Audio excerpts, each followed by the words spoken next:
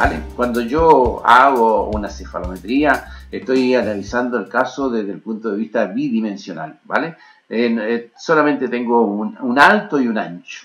No tengo una tridimensión. El conflicto del paciente es tridimensional y yo tengo todo mi análisis cefalométrico en una forma bidimensional. De modo que hay una parte de la información fundamental que no la tengo. Cuando estoy trabajando con cefalometría, cuando estoy trabajando con la radiografía panorámica, cuando estoy trabajando en el papel, no tengo la imagen tridimensional. Y el paciente, cuando le hago la exploración, está en una situación de máxima intrascupidación y por lo tanto es imposible que yo pueda detectar la relación intermaxilar con la mandíbula en relación céntrica o en una relación céntrica presuntiva. Como podéis apreciar en esta imagen que tenemos en estos modelos montados en articulador, aparece en esta imagen un problema vertical posterior. Como pueden observar, el único contacto que tiene la paciente lo tenemos aquí a nivel del séptimo, segundo molar superior y segundo molar inferior. Y observen que tenemos una curva de pi posterior. Aquí el segundo molar está mucho más alto que el primer molar. Y imagínense, si yo pusiese el tercer molar, todavía estaría en un plano vertical completamente distinto al del primer molar.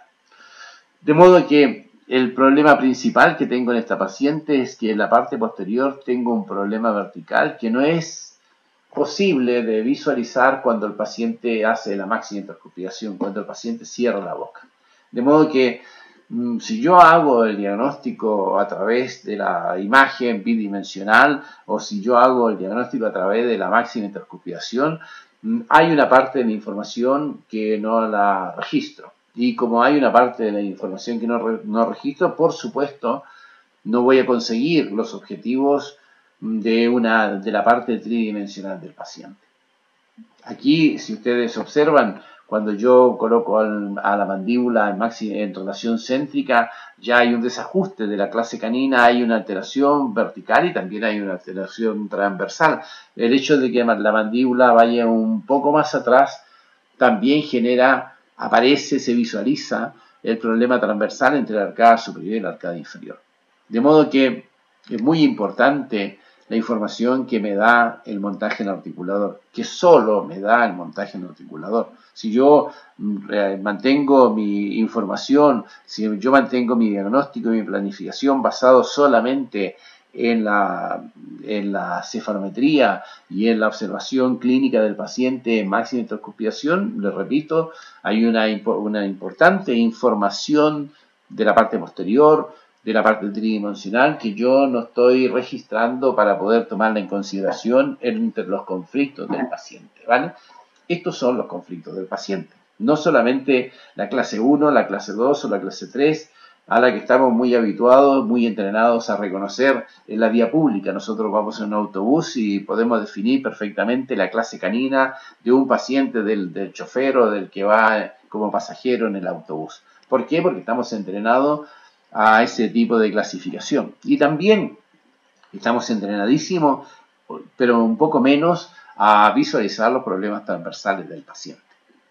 En lo que no estamos entrenados en absoluto es en el reconocimiento de los problemas verticales posteriores, ¿vale? El paciente tiene atrás, allí en el segundo molar, un problema vertical. ¿Cómo hago para que el paciente cierre la boca, solucionando el contacto posterior que tiene el paciente? ¿Será que puedo en este caso hacer una remodelación del molar? ¿Será que puedo cambiar los torques de los molares superiores? ¿Será que puedo incluir los molares inferiores para poder solucionar el contacto posterior y favorecer la autorrotación mandibular? Todas estas cuestiones me las tengo que plantear, me las planteo solamente cuando hago el montaje en articulador y visualizo los problemas posteriores del paciente. Ahí tienen otra perspectiva distinta del montaje del articulador. Esto es simplemente para poder localizar en qué punto ocluye el paciente en el primero o el segundo molar. Observen que hay una oclusión completa de la hemiarcada izquierda y solamente hay contacto en un segundo molar del lado derecho. Muy bien, de modo que cuando hago este registro también lo puedo medir. También tenemos aparatos como para poder hacer una medición de las distracciones condilares desde la relación céntrica a la máxima intercuspidación. ¿Qué pasa con el cóndilo cuando el paciente hace la máxima intercuspidación?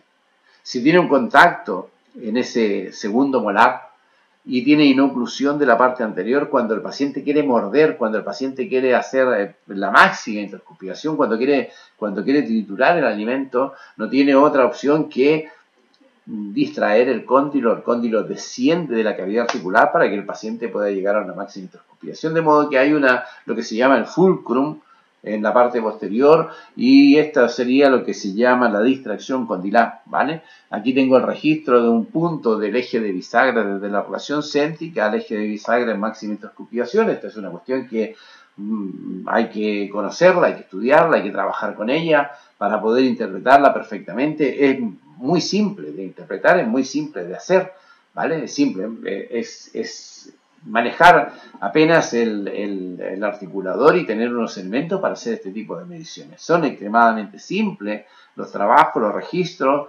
del montaje en articulador y la lectura de NMPI para poder llegar a medir los movimientos del cóndilo desde la relación céntrica a la máxima intercuspidación, tanto en el cóndilo derecho como en el cóndilo izquierdo. Por lo tanto, en este caso, mi paciente tiene una severa distracción del cóndilo desde la relación céntrica a la máxima intercuspidación.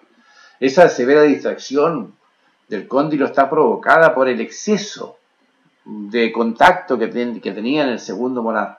Y ese exceso de contacto es un problema vertical, ¿vale? Esto es un problema vertical que puede ser fruto del reborde alveolar inferior que esté muy alto, porque ya está prácticamente en el trígono retromolar, o puede ser por un exceso de erupción de las piezas dentarias del segmento posterior. En fin, hay varias razones que pueden generar este tipo de fulcro, este tipo de distracciones condilares. Por supuesto, el paciente cuando intenta llegar a la máxima intercuspidación está provocando esta especie de inestabilidad del cóndilo. Cuando el paciente cierra la boca, el cóndilo baja, desciende para que pueda entrar en contacto, y si se relaja, el cóndilo asciende y el paciente se queda con la mordida entreabierta con el contacto del segmento posterior. Por lo tanto, tenemos un problema atrás, un problema en el segundo molar, que solamente es posible de visualizar a través de un montaje en articulador. Si no hacemos un montaje en articulador, es imposible tomar ese registro, es imposible visualizar el contacto posterior, es imposible interpretar los movimientos del cóndilo desde la relación céntrica a la máxima intercuspidación. Por lo tanto, hay una información allí muy importante que vamos a desconocer en el caso de que no hagamos en nuestra rutina el montaje en articulador. Todo el mundo, todos los colegas con los que trato habitualmente como alumnos, como colegas que están aprendiendo a hacer este tipo de trabajo, todos al principio tienen una cierta dificultad en el manejo de este aparato, ¿vale? Simplemente es una cuestión de hábito, por supuesto. Una vez que nos entrenamos en la toma de registro, una vez que nos entrenamos en el montaje en articulador, pues resulta una maniobra extremadamente simple, segura, y que nos da una información privilegiada desde el punto de vista de las alteraciones del segmento posterior del paciente. De modo que cuando me encuentro con esta paciente que venía con una información, que venía con un diagnóstico hecho por su madre, que le había dicho que el caso era extremadamente simple, que le había dicho que simplemente era un alineamiento, una nivelación, un problema de apenas solucionar la discrepancia dentaria. La madre no sabía del problema posterior de la paciente. La madre no tenía conocimiento del contacto posterior, ni tenía conocimiento del fulcro, ni la distracción condilar, ¿vale? De modo que hice un juego, simplemente desgasté los segmentos posteriores, desgasté las caras oclusales de los séptimos, de los sextos, de los quintos, para hacer coincidir el cóndilo de relación céntrica en la máxima intercuspidación del paciente. En estas condiciones en que tengo ahora los modelos, se da en la planificación de mi paciente. Es decir, Si yo elimino los contactos posteriores, si yo hago la remodelación de los segmentos posteriores, se produce la autorrotación mandibular, recién ahora la paciente tiene el problema que la madre le había diagnosticado. Apenas alineamiento y nivelación. Pero claro, ese apenas alineamiento y nivelación después de haber solucionado el conflicto vertical de los segmentos posteriores, si no es imposible. ¿Vale? De modo que yo hice aquí, simplemente desgasté los modelos, eliminé el conflicto vertical posterior y transformé a los modelos en el diagnóstico adecuado de la madre. Es decir, ajusté los modelos al diagnóstico de la madre.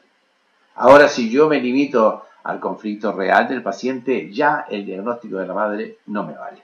No me vale en absoluto, porque no atiende a los conflictos que tiene mi paciente. De modo que, jugando con estos modelos, volví a hacer un montaje en una lectura del MPI con los modelos desgastados y entonces encontré que con los modelos desgastados tenía los cóndilos de relación céntrica y de máxima intercuspidación prácticamente en la misma posición, ¿vale? Y ahora mi paciente tenía una buena relación ortopédica entre la posición del cóndilo y la máxima intercuspidación. Muy bien.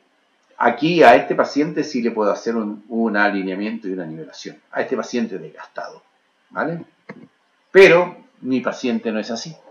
Mi paciente realmente tenía una distracción condilar severa. Yo le eliminé con el tallado las distracciones condilares y le dejé solamente el apiñamiento dentario para solucionarlo con ortodoncia. Esto es una ficción, por supuesto, es un juego. ¿Vale? Para que a ver si consigo transmitirles la idea del conflicto vertical posterior, la idea de las distracciones condilares.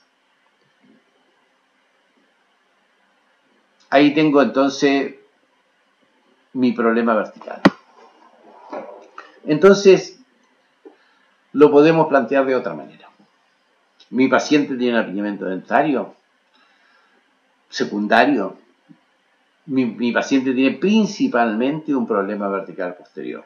Aquí lo podéis visualizar en el segmento posterior a nivel de los modelos.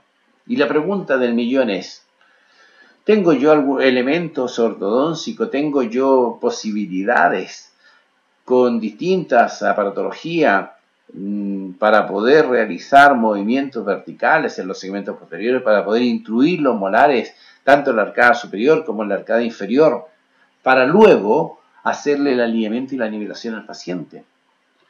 Si tengo esos elementos, pues el tratamiento vuelve a ser relativamente simple.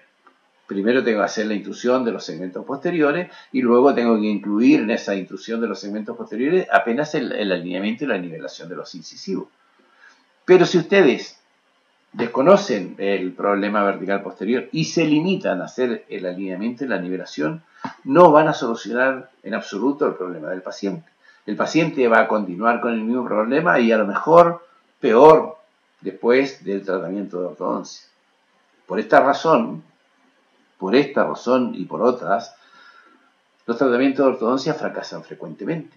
¿Por qué hay tantos apiñamientos dentarios post tratamiento de ortodoncia? ¿Por qué hay tanta recidiva? ¿Por qué hay tantas alteraciones post tratamiento de ortodoncia? Seguramente porque los tratamientos que se realizaron en su momento no fueron los más adecuados, no atendieron a los problemas reales del paciente y por lo tanto van a fracasar. Fracasaron desde el punto de vista del diagnóstico, fracasaron desde el punto de vista de la planificación y la ejecución del tratamiento de ortodoncia. ¿Vale? De modo que algo tenemos que hacer. No podemos mantenernos siempre al margen de esta cuestión y decir, bueno, pues hago un tratamiento de ortodoncia y le pongo una contención permanente superior, una contención permanente inferior y que sea lo que Dios quiera. No puede ser. ¿Vale? Lo que tenemos que hacer realmente es poner en evidencia todas las alteraciones que tiene el paciente.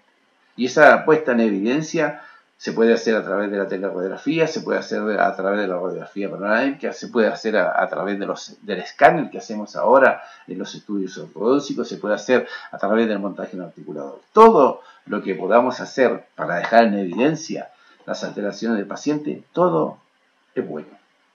No podemos hacer un ahorro de información para hacer un tratamiento sesgado, parcial de nuestro paciente. De modo que Como en la época, hace 25 años atrás, no contábamos con los elementos ortodónticos que tenemos ahora. Por ejemplo, por decir una cosa, no contábamos con los tornillos, con los microtornillos, que son elementos que nos permiten hacer anclajes esqueléticos y a través de ese anclaje esquelético controlar verticalmente los segmentos posteriores. Hace 25 años atrás no contábamos con esos elementos, a pesar de que los colegas coreanos ya llevaban bastantes años de experimentación con ese tipo de aparatos. A nosotros nos llegó, se comercializó, se popularizó el uso de microtornillos hace apenas unos años atrás y por lo tanto hace 25 años atrás no teníamos esa aparatología a nuestra disposición. De modo que el control vertical posterior era bastante pobre y una forma de hacer el control vertical posterior era la mesialización de los segmentos posteriores. Podíamos nosotros hacer extracciones de premolares, podíamos plantearnos la mesialización de los primeros molares y también podríamos habernos planteado directamente la extracción de los segundos molares, ¿vale? Para poder hacer la solución del problema vertical posterior. En este caso en particular, donde el problema vertical del paciente era bastante severo, nos propusimos hacer cuatro extracciones de premolares, era una clase 1 dentaria, por lo tanto hicimos extracciones de premolares superiores e inferiores, y esos espacios que ganamos con las extracciones los utilizamos para hacer la mesialización de los segmentos posteriores. De esa manera pretendíamos reducir el problema vertical posterior, favorecer el asentamiento del cóndilo y recuperar la dinámica mandibular del paciente. De modo que hicimos entonces los correspondientes ajustes, transformamos la teleradiografía en una radiografía convertida en relación céntrica y ustedes pueden apreciar, por ejemplo, que en esta teleradiografía tenemos la superposición a nivel de los molares. Observen, esto es como si yo hubiese desgastado los modelos. Esta teleradiografía ahora está adaptada a la relación céntrica, igual como estaban los modelos desgastados, ¿vale? Aquí simplemente se visualiza, en esta superposición de los molares, se visualizan los contactos que hay en la parte posterior.